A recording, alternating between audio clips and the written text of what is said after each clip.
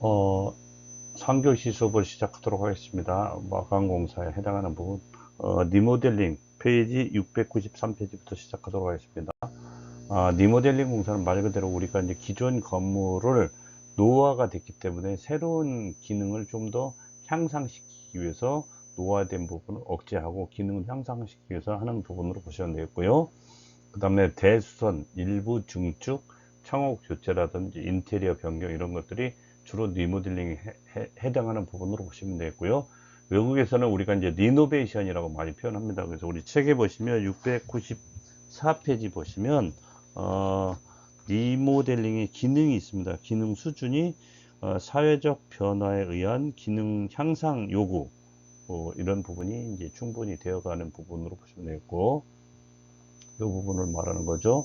그 다음에 이제 어, 열화, 콘크리트는 열화에서 쭉 이렇게 이제 기능이 떨어집니다. 그리고 떨어졌을 때 이제 리모델링을 통해서 쭉 올려주는 부분이 되겠어요. 그래서 이거는 이제 기존 초기 상태로 이제 향상시켜 줄 수 있고, 그 노후화됐던 각종 설비들을 새로 교체함으로 인해서 새롭게 이제 기능을 회복해 주는 부분이 리모델링에 해당하는 부분으로 보시면 되겠어요. 그 다음에 표 22-1에 보면 리모델링 법칙의 정의가 잘 나와 있습니다. 리모델링의 법칙의 정의는 건축법에 의해서 이제 리모델링은 건축물의 노화를 억제하거나 기능 향상을 위해서 대수선하거나 일부 중축하는 행위에 따라서 하고 있다라는 부분, 건축법 제2조 제10호에 따라서 하고 있고요. 그 다음에 대수선이라고 하는 부분이 있습니다. 그 다음에 주택법에 의해서 리모델링은 우리가 대표적으로 건축물이 이제 똑같은 부분이긴 하지만 노후화가 됐기 때문에 향상시키기 위해서 대통령령으로 정하는 부분에 따라서 하고요. 건축법에 의해서 주택법에 의해서 이 부분이 해당하는 부분으로 보시면 되겠습니다. 이 부분은 지금 이제 앞에 페이지 것이고, 뒤에 보시면 이제 주택법 제2조 25호에 의해서 이제 리모델링 하는 부분, 그 다음에 증축 범위가 따로 있습니다. 그래서 증축 범위는 각각의 사용하는 부분에 되어 있어서 우리가 전용 면적 85 회배 미만의 경우는 40%, 공용 부분은 별도로 증축하는 부분, 그 다음에 증축 가능 면적 범위 내에서 기존 세대수의 15%로 인해서 세대수를 증가하는 증축 세대 증가형 리모델링이 있고요. 최대 3계층 이하로 대통령령으로 정하는 범위 내에서 수직으로 증축하는 수직 증축형 리모델링이 있다라는 부분, 그 다음에 수직 증축 리모델링 및 범위 요건은 주택법 시행령 제13조에 의해서 하게 되어 있습니다. 건축물에 해당하는 부분은 리모델링과 재건축이라고 하는 부분이 있습니다. 그래서 준공 후에는 예전에는 15에서 20년 했는데 지금 현재 바뀐 기준에서는 30년에서 40년으로 많이 바뀌어 있다는 부분, 그 다음에 A부터 D 등급까지에 해당하는 노후화된 그 건물에 대해서 어느 정도 이제 그 사업 안전 진단을 통해서 사업인가라든지 관리 처분을 통해서 분양이라든지 이런 과정에 전체적으로 없이, 이런 과정 없이 바로 리모델링을 할 수 있는 부분, 그 다음에 재건축 경관 연수에 최소 30에서 40년 이상 돼서 안전진단 D라든지 2등급으로 노후주택이 대상이 되었을 때는 사업 절차도 리모델링에 비해서 다소 복잡한 부분이 있습니다. 재건축이라고 하는 부분은.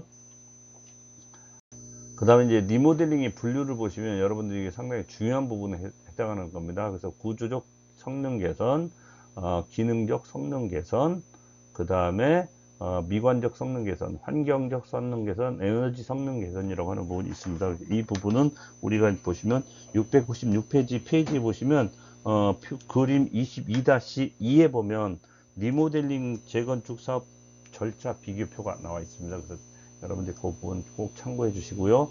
그 다음에 리모델링 공사의 구성이라고 하는 부분이 나와 있습니다. 리모델링에 대한 구성 부분은 이제 페이지 697페이지, 이거는 이제 앞에 이제 표가 이제 건물 이 그 책도 이제 리모델링 한 부분입니다. 그래서 이제 번호가 이제 순번이 좀 바뀌어 있는 것 같습니다. 그래서 리모델링 분류가 2번이면 리모델링 공사의 구성은 3번이 돼야 되는데 지금 그렇게 되지 않았습니다. 그래서 제가 그 부분은 별도로 구성을 해서 한 부분이니까 참고해 주시고요. 기존 건축물의 일부를 철거하거나 하기 위해서 이제 해체하는 공사에 해당하는 부분, 그 다음 필요에 따라서는 기존 구조물의 구조적 성능을 개선하기 위해서 보수 및 보강 공사, 새롭게 증축되는 부분에 있어서는 신축 공사 등이 이제 수행되는 부분으로 보시면 되겠어요. 그다음에 리모델링 공법 및 사례를 보면 구조물 해체 공법, 이제 브레이커 공법이라고 하는 부분인데 실제적으로 이제 이 노보다리로 이제 그 노보다리 같은 걸로 해서 사람이 파쇄하는 부분이 되겠고요. 이런 부분에 대해서 이제 브레이커라고 하는 부분이 이제 첫 번째 핸드 브레이커라고 하는 부분이 되겠고요. 이번에는 이제 그림 22-4는 대형 브레이커, 그러니까 장비가 들어가 실제적으로 장비를 이용해서 하는 부분, 그 다음에 절단기 이제 커터 공법, 장비 기계를 이용해서 커터 공법 22-5의 회전 톱을 이용해서 이제 그림 보시면 이렇게 이제 회전하는 부분, 그 다음에 와이어 톱을 이용해서 이제 커팅하는 부분, 구조체 커팅하는 부분으로 보시면 되겠고요. 대개 보면 이제 우리가 장비를 이용해서 앞세기로 해서 이제 크래커를 이용해서 이제 이거를 그 위에 이제 상부를 이제 찝어서 깨고 철근을 이제 빼내는 부분, 로봇이 이제 별도로 이제 위험하기 때문에 요즘은 로봇이 안에 들어가서 스스로 이제 조종에 의해서 이제 그 데몰리션 로봇이 이제 시공을 철거를 하는 부분이 되겠습니다. 해체를 한다는 거죠. 이렇게 해서 이제 리모델링 공사를 시행하고요. 기타 공법으로는 강구 대형 쇠구슬을 통해서 이제 그 구조체를 타격해서 그런 부분을 파괴시키는, 또는 유압식 확대기에 의해서 공법을 적용하고요. 째기에 의한 공법 또는 전도에 의한 공법, 화학, 가스, 폭발력에 오탄한데 폭발력에 의해서 공법을 하는 부분이 되겠고요. 제트력에 의한 공법도 있습니다.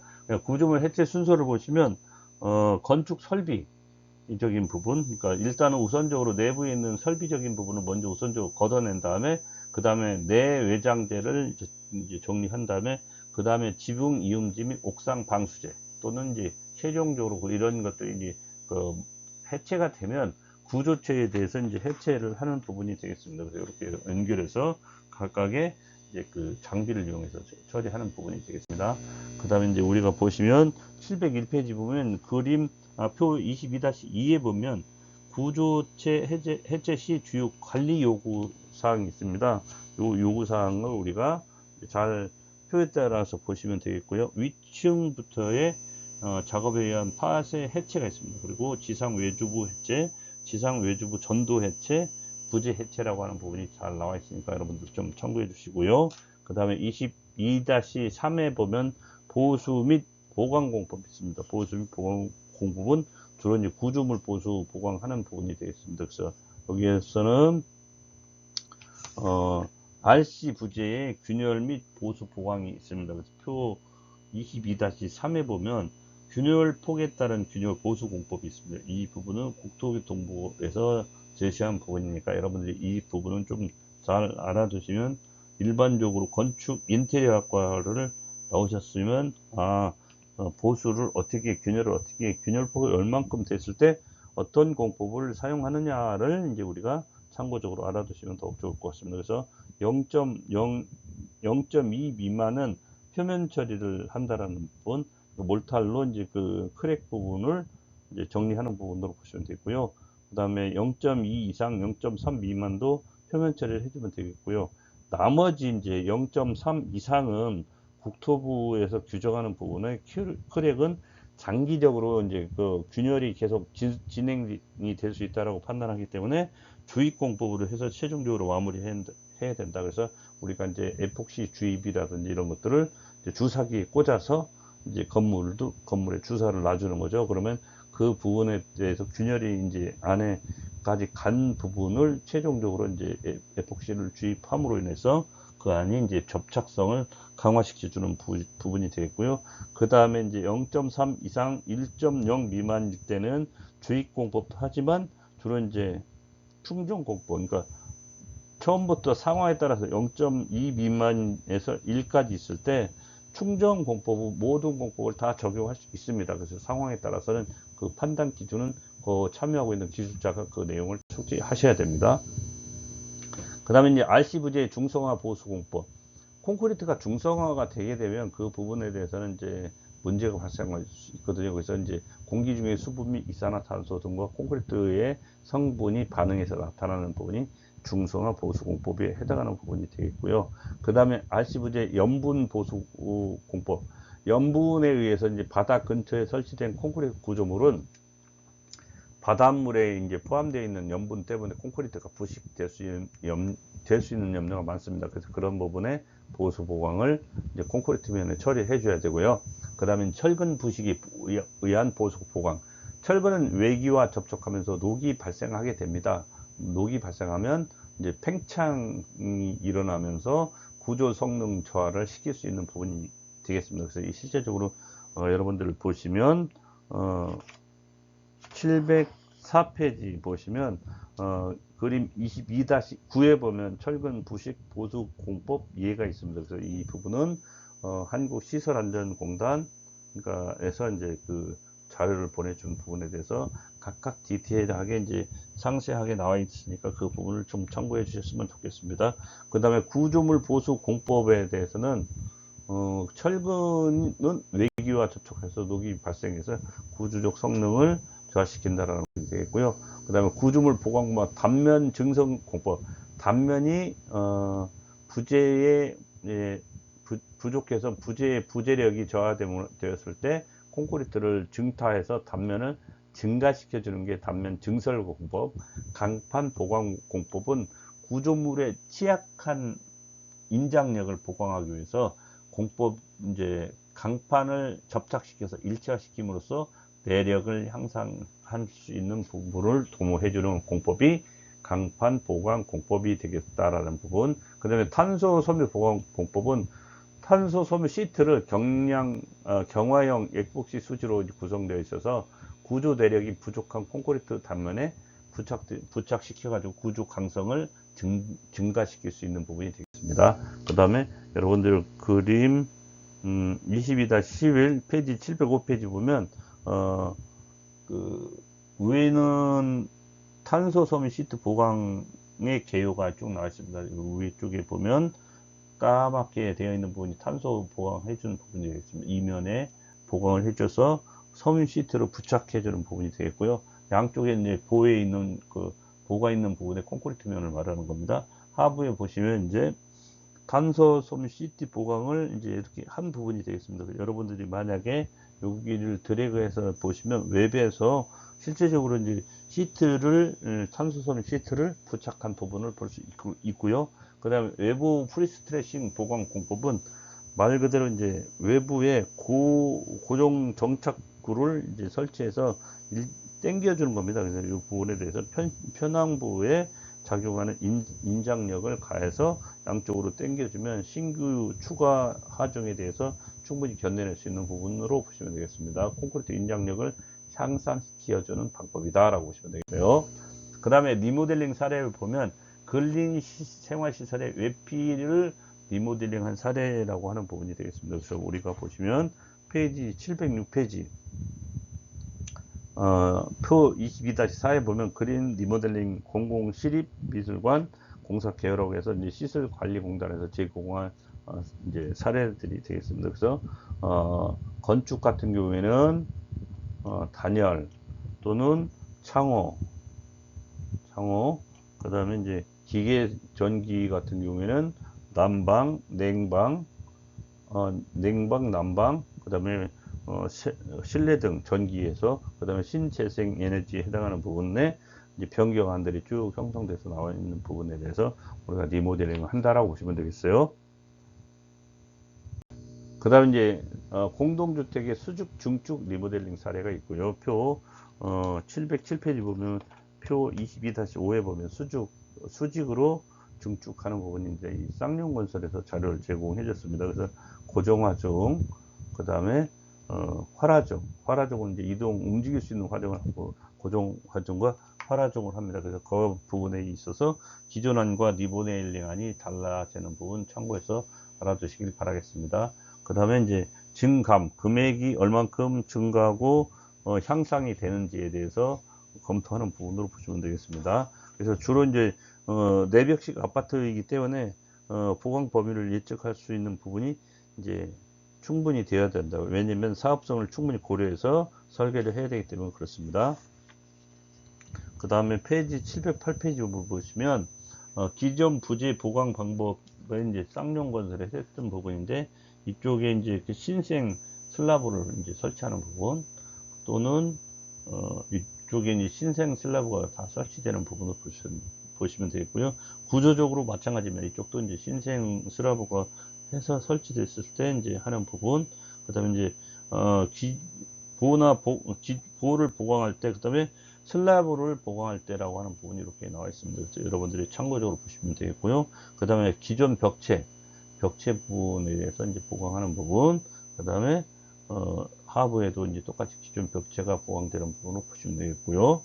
그 다음에 이제 기존 기초 보강하는 방법이 되겠습니다. 그래서 여러분들이 참고적으로 보셨으면 좋겠고요.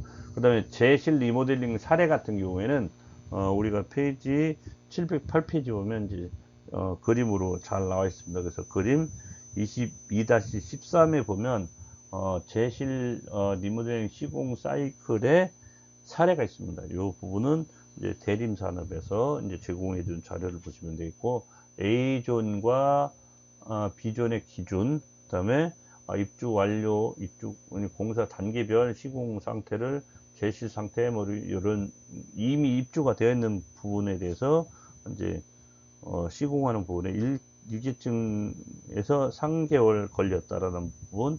그러니까 총 전체 사이클로 보면 철거가 1개월 하고 그 다음에 동서출 철거, 남북 철거를 했을 때 이제 1개월 걸렸습니다. 그다음에 건축공사 1개월, 구조물 보강 단열 등 이런 것들을 다 했을 때, 전체적으로 했을 때 3개월을 잡아서 리모델링 사례를 사이클링으로 구성한 부분으로 보시면 되겠습니다.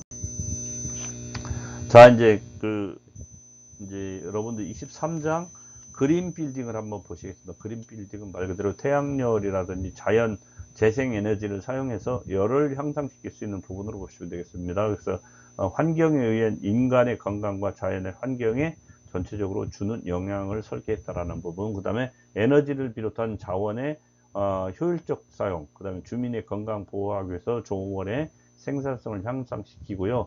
그 다음 폐기물과 공해, 환경적인 퇴보를 이제 줄일 수 있는 부분. 그래서 그린 빌딩의 구성 요소 및 사례를 보시면, 그린 빌딩 구성 요소의 종류를 보시면 그림 23-1에 보면 제로 에너지 하우스의 개념이 있고요. 그 다음에 연결해서 제로 에너지 하우스가 이렇게 만들어지는 부분에 대해서 주로 이제 한국 패시브 건축이라든지 녹색 성장위원회에서 이렇게 자료를 제공해 주셨습니다. 그 다음에 그린 빌딩 에너지 시스템이라고 하는 부분은 715페이지 하단 부분, 그 다음에 넘기시면 주로 이제 태양광 이런 부분이 이제 주로 이제 시스템에 태양광, 태양열 시스템에서 이제 시공한 부분이 되겠습니다. 그래서 페이지 716페이지 23-2에 보시면 여러분들 이제 태양광이라든지 태양열을 설치하는 부분의 사진으로 구성되어 있고요. 그 다음에 태양광 시스템은 페이지 717페이지 보시면 여기는 태양열이고요. 그 다음에 이 하부는 718페이지 하부에 보면 태양광 시스템이 있습니다. 그래서 태양광에 의해서 건물이 이제 열에 의해서 이제 생산되는 전기 에너지를 생산하는 부분으로 보시면 되겠고요. 신재생 태양광 부분은 신재생 에너지에 해당하는 부분으로 보시면 되겠습니다. 그 다음에 이제 지열 시스템이라든지 풍력 시스템이 우리 페이지 719페이지 지열이라든지 풍력 이런 것들을 이용해서 시공하게 되겠습니다. 지열은 땅의 에너지를 이용해서 이제 물을 이제 데우고 이제 하는 부분을 이제 에너지 효율로 바꾸는 부분이 지열 시스템이라고 하는 부분이 되겠고요. 720페이지 보시면 한국에너지관리공단에서 신재생에너지 센터 또는 개방형 지열원 열 교환 시스템이라고 해서 한국에너지관리공단에서 이렇게 이제 신재생 에너지 센터에서 이렇게 자료를 제공해 주셨습니다. 그 다음에 그린 빌딩과 외피 시스템 같은 경우에는 고성능 단열재를 이제 주로 시공하는 부분이 되겠어요. 그래서 721페이지 23-10에 보면 비드법 보험판 조합 이제 입자가 확대 사진을 보시면 이제 비드법이 이 부분이 그런 부분인데요. 비드법으로 이제 보험판이 있을 때 확대했을 때 이렇게 보이는 부분이 되겠습니다. 그 다음에 722페이지 보시면 그림 23-11의 압출 보험법에 이제 보시면 되겠고, 우측은 좌측은 보험판의 그 위치고요. 우측은 그 안에 들어가 있는 입자라고 하는 부분이 되겠습니다. 실질적으로 한국 패시브 건축학회에서 제공해 주신 부분. 그 다음에 이제 옆에 밑에는 폴리우레탄 단열재를 이제 상당히 좀 많이 쓰고 있고요. 현재 시공에 주로 이제 단열재가 이렇게 많이 들어가는 부분으로 보시면 되겠어요. 그 다음에 이제 에어로졸이라고 하는 부분은 이제 우리 723페이지에 이제 상단에 이제 에어로졸 설치를 이제 블랭킷상 실리콘 에어로졸을 이제 했습니다. 시공한 사진입니다. 그 다음에 진공 단열재는 이렇게 이제 외피지하고 심지는 진공 상태입니다. 그래서 말 그대로 이렇게 되어 있는 부분, 진공 단열재가 사용하는 부분으로 보시면 되고, 페이지 724페이지 보시면 내단열에 의한 방식에 의한 열교를 차단하는 부분이 건축 패시브학께서 이제 제공해 주시는 거고, 그 다음에 외단열 공법 같은 경우에는 외부를 단열했다는 거죠. 그래서 외단열 방식에 의해서 이제 결합을 한 부분, 또 패시브학께서 제공해 준 부분으로 보시면 되겠습니다. 그 다음에 중단열 시스템, 우리가 이제 페이지 725페이지 상부에 그림 22-17 중단열 벽젤 샘플이 있습니다. 그리고 그 내부에 이제 들어가 있는 시공 사진, 중단열 이 부분의 시공 사진이 되겠고요. 그 하부에는 폴리머 우레탄 팔레트라고 하는 부분이 되겠습니다. 이렇게 연결해서 이제 시공하면 플레이셔에서 이제 그 제공해 준 자료가 되겠습니다. 그 다음에 그린 빌딩 설비 시스템 같은 경우에는 대표적인 요소는 고효율 에너지 조명 장치와 열 회수형 환기 장치로 이제 설치된다. 그 다음에 LED 조명 장치가 이제 주로 현재 많은 부분에서 사용하고 있다고 보시면 되겠어요. 그 다음에 열 회수용 환기 장치 그림으로 이제 구분을 해서 한번 보시고요. 그 다음에 그린 빌딩 향후 전망은 궁극적으로 에너지를 전혀 소비하지 않기 위해서 제로 에너지 빌딩으로 이제 발전될 것이다라고 보시면 되겠고요. 이 727페이지 보시면 제로 에너지 이제 하우스의 개념도입니다. 이런 부분이 이제 전기를 사용할 수 있는 부분은 이제 전체적으로 지열이라든지 태양열이라든지 풍력 발전을 위해서 이제 쭉 연결해서 에너지를 사용하는 부분이 되겠습니다. 그 다음에 이제 24장 BIM, VR, AR입니다. 그래서 여러분들이 BIM이라고 하는 부분은 이제 730페이지에 잘 나와 있는데 여러분들이 BIM 역사를 잘 보시면 좋겠고요. BIM은 말 그대로 이제 정의가 731페이지 정의가 한 시설물이 가지는 물리적, 기능적 특성이 디지털화된 표현이다라고 하는 부분. 그 다음에 BIM의 한 시설물 관련 정보에 대한 공유 지식 자원을 의미하고 있고요. 이는 시설물 생애 주기 동안에 행해지는 여러 의사결정하기 위한 신뢰할 만한 근간이 되고 있다라고 하는 부분이니까 이 부분은 이제 하이프 사이클을 통해서 본 BIM이다라고 하는 부분을 전체적으로 한번 보시면 좋을 것 같습니다. 그래서 이 BIM 개념이 상당히 오래부터 있었지만 실제적으로 발전하지 않는 부분이 이제 있었는데 지금 현재 우리나라에서는 많은 부분에서 BIM 설계를 주로 하고 있다고 보시겠습니다. BIM의 정의는 컴퓨터 하드웨어와 소프트웨어를 10분 활용한다라는 부분, 이렇게 활용하는 부분이 되겠고요. 다양한 분야의 참여자들이 이제 협업을 통해서 공간, 에너지, 디자인 여러 가지 측면에서 설계안으로 출적하고 있다. 그 다음에 시공사에서는 시공에 앞서 가상 공간에서 여러 가지 리스크들을 확인하고 해소해 주는 부분이 최적화됨에 따라서 시공 프로세스가 구현되고요.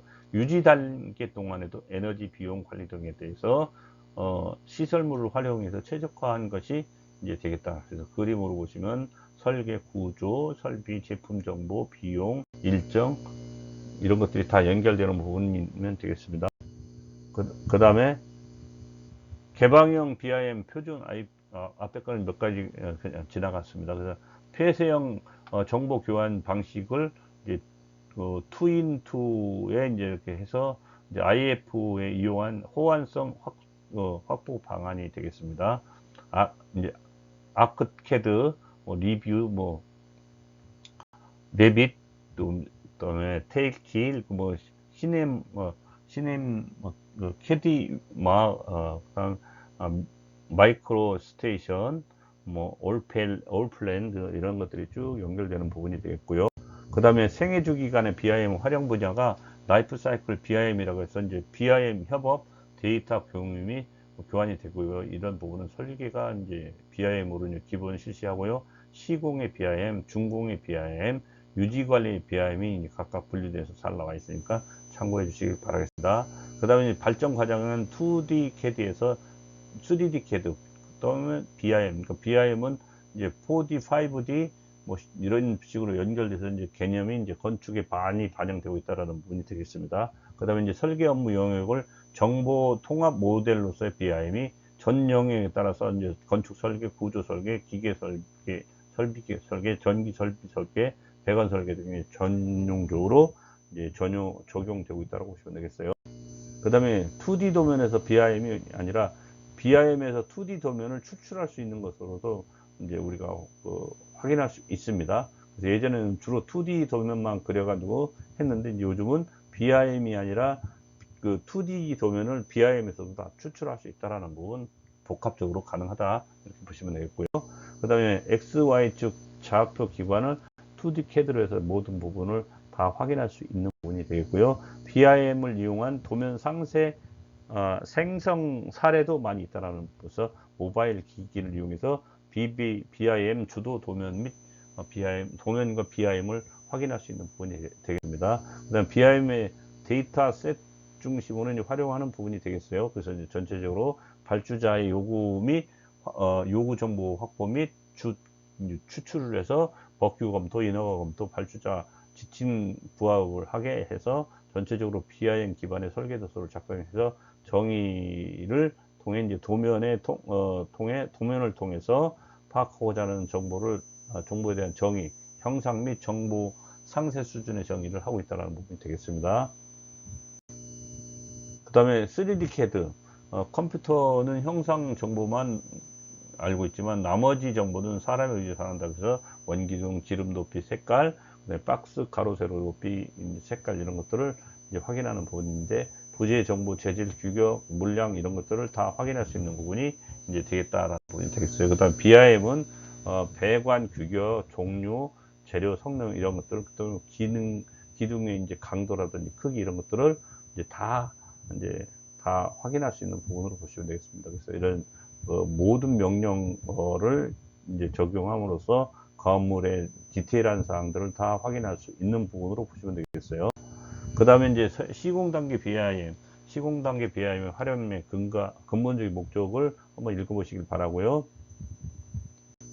그 다음에 시공 BIM의 이제 프로세스는 설계자, CM 검증, 시공자, 발주자 이런 부분으로 프로세스가 형성되고 있습니다. 여러분들이 이제 이런 부분을 잘 하게 되면 이런 부분의 이제 요소에 이제 들어가서 이제 여러분들이 주 업무를 할 수 있는 부분으로 보시면 되겠어요. 그 다음에 빅룸 BIM 룸 협업을 해서 각각의 이제 전체적으로 이제 어떤 시설을 할 때 각각 파트에서 이제 BIM 룸에서 모든 부분을 공유하면서 협업할 수 있는 부분으로 보시면 되고요. 그 다음에 이제 건설 프로젝트 단계별 정보 통합 모델로서의 BIM이 이제 많이 적용되고 있다. 그래서 건축 BIM 같은 경우에 스페이스 BIM, 구조 BIM, MEP BIM, CBL BIM이 있습니다. 그래서 이제 토목이라고 하는 부분, 그러니까 전체적으로 간섭사항에서 이런 것들을 연계해서 다 BIM으로 확인할 수 있는 부분이 되겠습니다. 그 다음에 공간 모델, 그러니까 스페이스 모델을 할 수 있는 부분이 이제 BIM으로 이제 실 구분이라든지 면적을 다 표시해 줄 수 있는 부분이 되겠습니다. 그래서 이게 목적은 스페이스 모델로 이제 모델로부터 이제 실별, 구역별 면적을 산출하고요. 그것들이 요구사항에 부합하는지 여부를 검토할 수 있다라는 부분이 되겠습니다. 그 다음에 이제 스페이스 모델의 이제 사례를 한번 쭉 보시면, 뭐, 원장, 임원, 지원, 기획처 각각 실에 대해서 이제 구분을 모델한 걸로 보시면 되겠고요. 그 다음에 스페이스 모델 활용 방안이 이제 그림으로 보시면 각각에 있는 부분 참고해 주시면 되겠고요. 여러 사람이 같이 하는 설계 협업을 각각 파트를 다 확인할 수 있는 부분이 되겠습니다. 팀워크가 잘 조화를 이룰 수 있겠죠. 그 다음 구조 BIM도 마찬가지입니다. 철골 부재 및 접합부에 대해서 디테일하게 상세적으로 알 수 있는 부분이 되겠습니다. 그 다음 이제 BIM 그 정보 통신을 위한 국제 표준이 있습니다. 그래서 여러분들이 보시게 되면 우리 이제 BIM의 국제 표준을 잘 적용해서 시공하는 부분이 되겠다라는 부분. 그 다음에 우리 이제 그림 24-3 보시면 24-3에 보시면 이제 734페이지 상부에 건설사업 관련 이 사업의 참여자 간 정보 교환을 위한 파일의 포맷의 변화가 가능합니다. 그래서 이렇게 연결되는 부분, 그 다음에 그 VR, AR의 개념과 시공, 컴퓨터 속에서 실제 크기로 구현하고요. 소리 햅틱이라든지 현실감을 극대화한 몰입형 현실감은 떨어지지만 가상 환경 속에서 조작감을 극대화한 비몰입형 VR로 구분하고 있다는 부분이 되겠습니다. 그 다음에 이렇게 보시면 24-4에 보시면 실질적으로 사람들이 홀로그램의 건축에서의 활용을 하는 부분이 되겠습니다. 안경을 쓰면서 실질적으로 보는 부분으로 보시면 되겠어요. 그 다음에 시공 단계의 BIM 활용을 보시면 되겠는데, BIM의 활용 범위는 BIM은 시공을 통한 실질적인 BIM의 완성도 및 적정성을 검토해 주는 부분이다. 그래서 모든 부분에 있어서 목적은 착공 후에 협력 업체를 통해서 설계를 이해하고요. 샵 드로잉 작성의 기초가 되는 부분이 되겠고, 자료로 사용할 수 있는 정도의 수준에 했는지 BIM 모델로 검토 분석할 수 있는 부분이다. 그래서 전체적으로 이런 소프트웨어를 통해서 우리가 확인할 수 있는 부분이 되겠습니다. 그 다음에 가설 및 시공 계획을 이제 BIM으로 이제 확인할 수 있는 부분이 되겠고요. 이 시공 계획을 잘 이용해서 이제 스마트하게 이제 플래너를 이용할 수 있는 부분이 되겠습니다. 그 다음에 이제 보시면 이제 그림 24-6을 보시면 이제 BIM 도구를 활용해서 부재 간 간섭 체크 사항을 다 하는 부분이 되겠습니다. 각각의 체크하게 되면 이상이 있는지 없는지를 확인하는 부분을 보시면 되겠어요. 그 다음에 이제 3D BIM이라고 해서 736페이지 3D BIM이 있습니다. 그래서 BIM을 활용한 현장 안전 계획을 생각하고 현체적으로 울타리라든지 보호막이라든지 크레인, 호이스트 이런 것들을 이용해서 이제 어떻게 자재를 위치에 따라서 이제 할 것인지를 저장하는 부분, 그 다음에 형식적인 도면과 모델을 모바일 장비를 통해서 현장에서도 접근이 가능하게 볼 수 있는 부분, 그 다음에 현장 안전 계획에 대한 승인 시간 단축이라든지 몇 주에서 며칠을 통해 착공 기간을 단축할 수 있는 부분이 되겠다라는 부분이 BIM 활용한 3D BIM의 활용한 현장 안전 계획 승리라고 보시면 되겠어요. 그 다음에 4D BIM 같은 경우에 BIM 기반의 공정 관리를 한다고 여러분들한테 한번 얘기 해줬죠. 4D는 4D BIM은 3D BIM 모델에서 작성된 각 건물 구성 요소 또는 부재를 공정표 적성, 액티비티에 연결시켜서 전체적으로 공정 관리를 할 수 있는 부분으로 보시면 되겠습니다. 공정 관리뿐만 아니라 안전 관리도 가능한 부분으로 보시면 되겠습니다.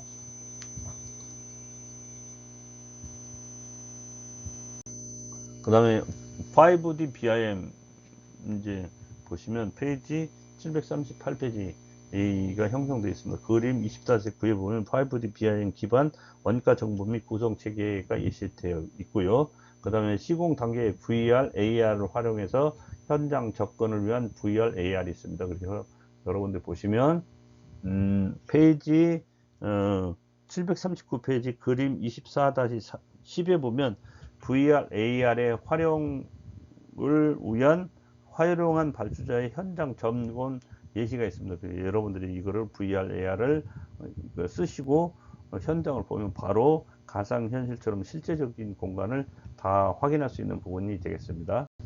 그 다음에 교육과 훈련을 통해서 VR, AR을 해줘야 됩니다. 그래서 이게 이제 처음에 적용했을 때 어려움이 있을 수 있습니다. 여러분들 그런 부분을 사전에 교육이 잘 돼서 이런 부분을 볼 수 있는 부분이 되겠습니다. 그래서 24-10회 11, 12 이런 부분으로 이제 페이지 740페이지에 보시면 현장에 이제 VR이라든지 AR을 이용해서 작업하는 훈련 예시가 있습니다. 안전 관리하고 작업하는 훈련 예시가 있으니까 꼭 숙지하시면 여러분들이 현장에 가게 되면 이런 부분을 착용하고 실제적으로 시공하는 부분을 여러분들이 경험하시게 될 거라고 생각합니다.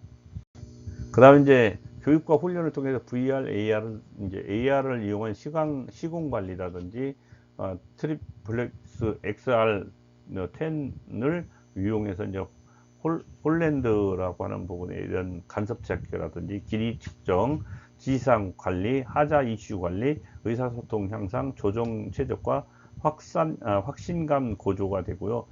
낭비 시간을 저감시킬 수 있습니다. 그 다음에 BIM, VR 향후 전망은 외주 중심의 BIM에서 실무 중심의 BIM으로 발전해야 된다. 그래서 용역 중심의 BIM에서 실무 중심의 BIM. 그러니까 여러분들이 이런 기능들을 충분히 다 가지고 계시다면 능력을 발휘하면서 좋은 전문적인 일자리로 이동할 수 있을 거라고 생각합니다. 그 다음에 BIM 도입 성공 요인 세 가지는 PPT 프레임워크라고 하는 부분인데요. 이제 각각의 이제 people, technology, processor를 통합해서 이 각각의 특성을 숙지하면 이렇게 해서 BIM, VR, AR이 형성되는구나 라고 하는 부분이 알 수 있을 것 같습니다.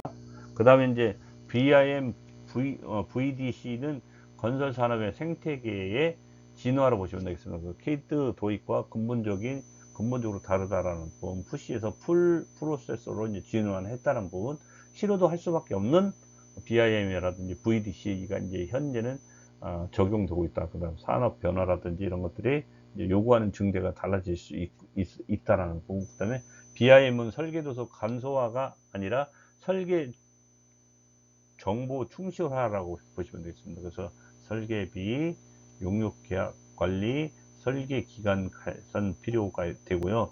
BIM 데이터 어세스를 받아들일 수 있는 제도 및 법규를 개선해야 된다. 지금 국토부나 조달에 이제 주로 발주 나오는 부분은 BIM 설계를 주로 많이 하고 있다. 그래서 계약 방식에 의해서 BIM 도입에 미치는 영향을 크게 하고 있다라는 부분. 윈윈 전략, 그러니까 정부나 민간도 같이 이런 부분이 기반이 형성되도록 주로 이제 계약 방식을 적용하는 부분으로 보시면 되겠고요. 영업 간 용역 관계의 변화도 많이 필요하다는 부분에서 이렇게 BIM이 전 분야에 적용함으로 인해서 원가 절감, 안전 관리, 품질의 확보 등을 충분히 가능할 수 있다고 보시면 되겠습니다. 그 다음에 이제 모듈러 건축, 이제 페이지 743페이지 모듈러 건축을 보시면 주로 이제 생산 부재 컴포넌트화 하고요. 부품화 유니트화 해서 모듈화 한다라고 보시면 되겠고요. 우리가 지금 이런 부분에 있어서 많은 부분에 있어서 많이 따라가고 있다. 그래서 외부 환경이라든지 통제 가능한 이런 부분에 대해서 이제 공장 환경, 탈환경을 해야만이 가능하다라고 보시면 되겠고요. 프리패브리케이션을 중심으로 한다. 그냥 사전 제작해서 사후 조립하는 부분. 그러니까 여러분들이 이제 샘플을 모듈러를 이제 조립식으로 이제 쉽게 조립했다가 쉽게 철거하고 하는 시스템화가 되어 있는 부분이 이제 모듈러 건축이라고 하는 부분이 되겠어요. 그다음에 운반 조립은 상당히 좀 쇼킹한 부분이 많습니다. 그래서 시공 기간이 엄청 단축이 되고요. 접합부 처리를 잘해야 됩니다. 비가 오거나 눈이 왔을 때 물이 이제 침투하면 안 되겠죠. 그래서 누수가 되지 않도록 잘 기밀하게 시공해야 된다라는 부분. 그 다음에 이제 향후 이제 17, 18세기 영국 식민지에서는 이제 주로 주택 건설에서 모듈러 건축이 많이 적용됐습니다. 그래서 19세기에는 다양하고 이제 철골이라든지 PC가 등장함으로 인해서 골드러시, 그러니까 뉴욕의 캘리포니아에서 이제 첫 번째 이제 모듈러 건축이 생성됐었고요. 20세기 산업화라든지 전후 복구로 인한 활성화가 많이 되어 있는 부분으로 보시면 되겠습니다. 그래서 공장 생산에 주택 보급에 이제 많은 부분이 적용됐고요. 21세기 이후에는 디지털 생산 체계의 변화, 그리고 주택, 호텔, 상가 등에 이제 다변화가 되어 있는 부분으로 보시면 되겠습니다. CAD, CAM, BIM, 3D 프린터가 이제 기술이 고도화돼서 이제 보시면 되겠습니다. 그림 우리 25-1에 보면 이제 프레임식, 내벽식 비구조 모듈러 건축의 예시가 있습니다. 그래서 참고적으로 보셨으면 좋겠어요. 그 다음에 이제 표 25-1에 보시면 페이지 745페이지 보시면 이용 및 재사용 기존의 모듈러 건축 분류가 다 나와 있습니다. 그래서 정주형 있고 이동 가능 정주형 있고 이동형 있습니다. 이런 부분은 이제 현재 건설공사 현장에서 많이 적용되고 있는 부분으로 보시면 되겠어요. 그 다음에 모듈러 형식에 따른 분류를 보면 볼륨형이 있고요, 비볼륨형이 있다라고 하는 부분. 그 다음에 구조 형식에 따라서는 적층 형식과 인필형이 있다라는 부분. 그 다음에 이동 유무에 따른 분류는 정주와 이동한다. 그러니까 정주는 멈춰 있는 부분, 이동은 이제 자유롭게 이제 이동할 수 있는 부분이 이제 모듈러 건축으로 보시면 되겠습니다. 그래서 벽식 적중용과 형과 라멘식 적중형이 있다, 인필식 있다라는 부분 꼭 알아두시길 바라겠습니다. 그 다음에 모듈러 건축의 접합 방식과 시공 순서가 페이지 746페이지에 그림 25-3에 보면 접합 부재 체결식 접합 순서가 예시가 되어 있습니다. 그렇게 참고적으로 보시면 좋겠고요. 그 다음에 그림 25-4에 보면 PC 벽체 조립사지 있습니다. 이렇게 조립사지 있는데 예전에 이 부분이 조립하고 나면 누수가 많이 돼서 우리나라에서는 요것이 아닌가 보다 했는데 요즘은 어떻습니까? PC 벽체는 공장 생산을 해서 현장에서 주로 조립하는 부분이 많습니다. 그래서 이제 공장이라든지 이런 특화 시설을 설치할 때 이제 이런 모듈러 건축을 많이 사용하고 있고요. PC 평택 공장 하는 부분은 주로 이제 PC를 공장에서 생산해서 조립하는 게 주 우선으로 해서 시공하고 있는 걸로 확인되었습니다. 그래서 용접식 접합과 볼트식 체결식이 있고요. 그 다음에 접합부 재체결식 접합이라고 하는 부분이 있습니다. 그래서 이렇게 해서 모듈러 건축이 시공되고 있는 중에 있고요. 그 다음에 이제 우리 보시면 페이지 747페이지 그림 25-5는 PC 슬래브에 이제 접합 사진입니다. 그래서 막 갖다 놓고 위에다가 이제 콘크리트 탓을 하면서 최종적으로 이제 위에 이제 토핑 콘크리트를 이제 쳐주면 끝나는 부분으로 보시면 되겠어요. 그 다음에 이제 요 그림 25-6은 PC 기둥 부재를 접합하는 사진입니다. 그래서 이런 부분은 도면을 다 확인하시고 도면에 맞춰서 시공하면 되는 부분으로 보시면 되겠어요. 그 다음에 이제 모듈러 건축의 시공 순서가 페이지 748페이지 잘 나와 있습니다. 그래서 현장 기초부터 시작해서 현장 기초를 하게 되면 쭉 연결해서 각각에 대해서 이제 최종적으로 정리하고 이동하고 해서 밑으로 합으로 오면 준공 완공을 하는 부분으로 보시면 되겠습니다. 모듈러 건축의 사례를 보시면 페이지 749페이지 보시면 모듈러 건축의 사례가 있습니다. 그 부분에 대해서는 여러분들이 한번 읽어 보시고요. 표 25-2에 보시면 공릉동 공공기숙사를 적용했던 사진이 있습니다. 서울의 KBS에서 이제 출처를 해줘 가지고 이제 우리가 이 책에 적용된 부분으로 보시면 되겠어요. 그 다음에 모듈러 건축에서 이제 주로 이제 페이지 750페이지 보면 페스탈 거푸집 해체를 하고 모듈러 현장 반입을 하고 이제 모듈 본체를 설치하고 그 다음에 외벽, 모듈 외벽 또는 계단 등을 마무리해 줍니다. 그리고 내장, 내외장재 MEP 마무리 작업을 하고요. 완공 후 전경이 이렇게 되어 있다라는 부분을 사진으로 잘 나타내는 부분이니까 꼭 참고해서 잘 알아두셔서 좋겠습니다.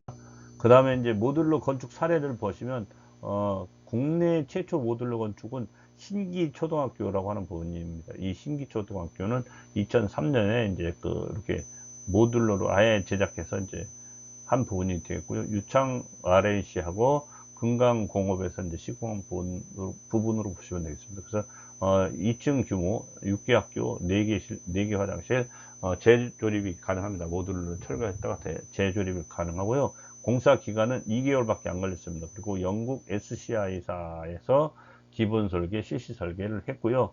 포스코 ANC에서 이제 시공하고 유창에서 같이 설계를 하고 유창에서 이제 시공했다라고 보시면 되겠습니다. 그다음 병영생활관은 2006년에 3,000회배 대규모의 이제 대대급 군내 막사가 이제 모듈러 건축으로 생산이 됐고요. 3층 규모 201개의 모듈 유닛을 이용해서 이제 이동시켜서 이동 및 재사용을 했다라는 부분이 되겠습니다. 그 다음에 뉴욕의 이제 브루클린이라고 하는 부분이 이제 모듈러 건축에 해당하는 부분으로 보시면 되겠어요. 그래서 이렇게 이제 외부에서 이제 시공해서 유지 관리하는 부분을 보여줄 수 있습니다. 그 다음에 뉴욕의 AC 메리어트 호텔도 모듈러 건축으로 이제 시공이 되어 있습니다. 그래서 이렇게 이제 각 부분에 있어서 각각 조립을 해서 시공한 부분으로 보시면 되겠어요. 이건 일부 시공 사진으로 보시면 좋겠습니다. 그 다음에 모듈러 건축 향후 전망 같은 경우에는 재활용이 이제 가능하다. 그래서 딜로케이션이 이제 리로케이션이 가능하고 리사이클이 가능하고 리유즈가 가능합니다. 그래서 모든 것들은 모듈의 설계 제작 기술 개발 덕분으로 가능해졌고요. 그 다음에 신자재 개발, 공장의 자동화라든지 고성능 설계라든지 고품질 시공이 가능해졌던 부분으로 보시면 되고요. 그 다음에 스마트 기술, 최적의 통합 프로세스 환경이 구축되어 있습니다. 그래서 BIM, 센싱, AR, VR, 드론, AI가 지금 현재 상당히 좀 중요한 부분에 해당하잖아요. 그래서 이제 건축도 마찬가지입니다. 건축도 AI 등의 데이터를 프로세싱하면 기술 설계라든지 제작이라든지 시공 통합 플랫폼을 구축할 수 있는 부분이 되겠고요. 그 다음에 건설 분야의 3중 성과를 달성해서 기여를 하는 부분은 뭐냐? 경제적, 친환경적, 사회와 이런 사회적 성과를 제고해야 됩니다. 왜냐면 환경 문화라든지 환경 오염이라든지 이런 것들이 자연환경이 많이 파괴가 되기 때문에 이런 부분을 우리가 고려해서 이제 향후의 발전적인 방향으로 전망을 해야 될 것 같습니다. 그 다음에 이제 모듈러 건축의 향후 이제 전망을 보시면 지금 뭡니까? 이게 드론으로 해서 이제 현장 시공 사진이라든지 현장 사진을 촬영하는 부분으로 보시면 되겠습니다. 그래서 실제적으로 이제 고충이기 때문에 드론 조작법만 잘 아셔도 앞으로는 건설 공사에서 많은 부분에 있어서 유용하게 사용할 수 있을 거라고 생각합니다.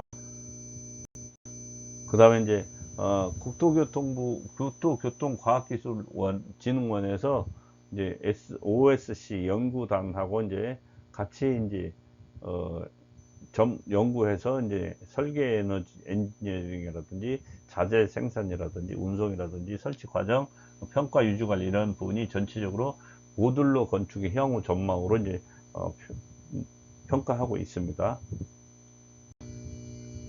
그동안 여러분들하고 1학기 동안 수업을 했는데요.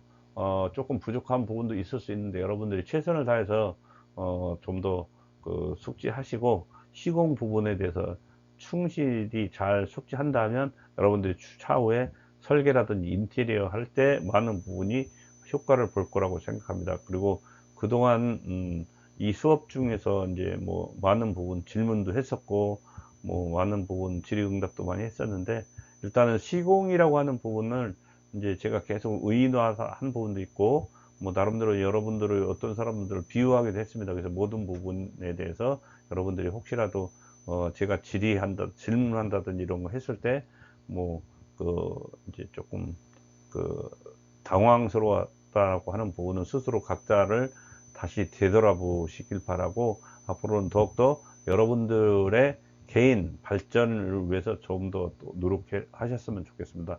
먼 미래에 각자의 자리에서 최선을 다하는 삶을 만들어 보시길 바라고요. 이상으로 모든 부분 강의를 마치고 그 다음에 마지막 15주 차에 기말 시험 준비를 잘 하셔서 기말 시험에서 좋은 성적을 받길 바랍니다. 이상 강의를 마치도록 하겠습니다. 감사합니다.